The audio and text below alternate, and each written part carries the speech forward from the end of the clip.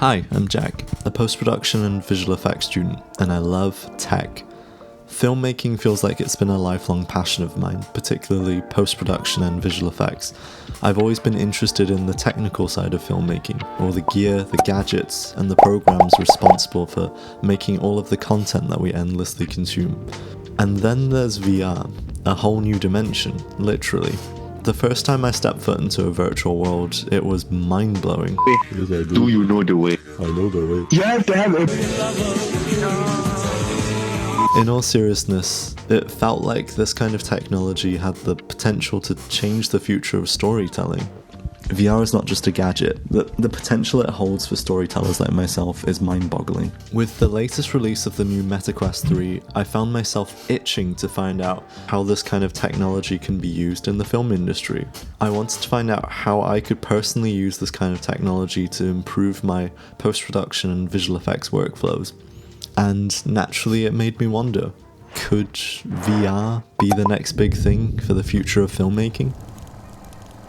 The history of VR. In the 90s is when the first seeds of VR were planted, a vision that transcended science fiction. The first attempts at creating virtual reality were made in the 1960s. However, the technology was not advanced enough to create truly immersive experiences. Nonetheless, it kept growing, slowly until the 90s.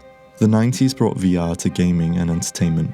Companies like Sega and Nintendo released VR gaming systems, but they were not very successful. Interesting fact, in 1997, VR was used to create warzone scenarios for veterans receiving exposure therapy for PTSD.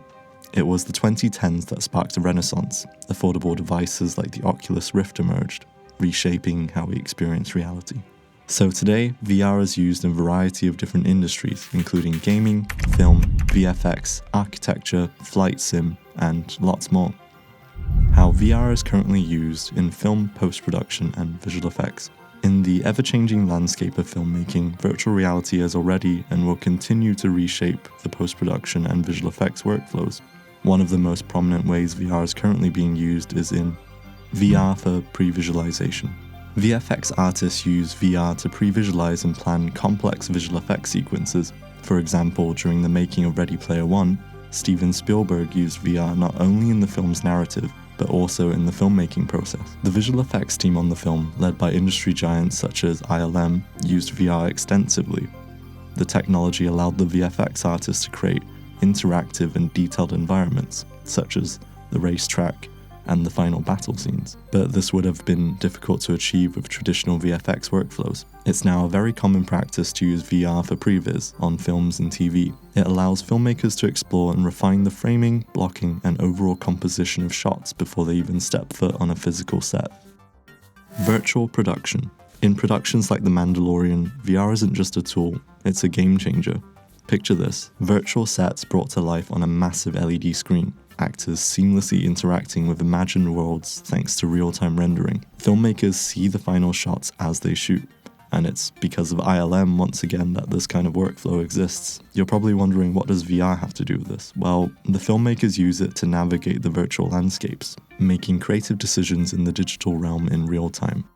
VR for editing. Editors can now immerse themselves in a virtual environment, allowing for a different way to edit. You can, for example, sit in a coffee shop with a headset and have access to a giant cinema screen to edit from. Why stop there? How about editing on a train, the pub? You can bring your work anywhere. I know this doesn't really change traditional editing as it's pretty much the same, just thought it's cool that you can do that. Saying that, Adobe does have a VR editing feature, which is mainly for editing 360 content. 3D modeling and sculpting. One of the main use cases of VR that I found extremely useful is 3D modeling in VR. I got my hands on a VR headset just so I can experience and test this for myself. I wanted to find out, could this way of working be any better compared to conventional modeling workflows on a 2D flat screen? From my own testing, I found that modeling in VR provides a more immersive and intuitive experience compared to traditional 3D modeling programs, because you can manipulate objects with your hand and move around the virtual space to view your model from different angles. Right now, 3D modeling on a flat screen is still a dominant way to create 3D models, but VR offers several advantages over traditional 3D modeling tools. 3D navigation can be quicker in VR, as you can block out shapes much faster due to the freedom of movement.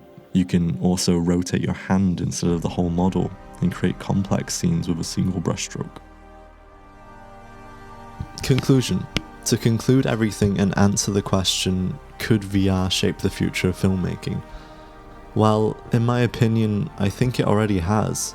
VR is already being used to create most of the latest films and TV shows that we watch today, and ILM certainly is one of the companies driving this change in the industry. It's a company that are always looking for ways to transform and innovate ways we make films. Tech is one of the fastest developing sectors, and year by year innovations in tech is extraordinary, and that's why I find it so exciting. Back to VR.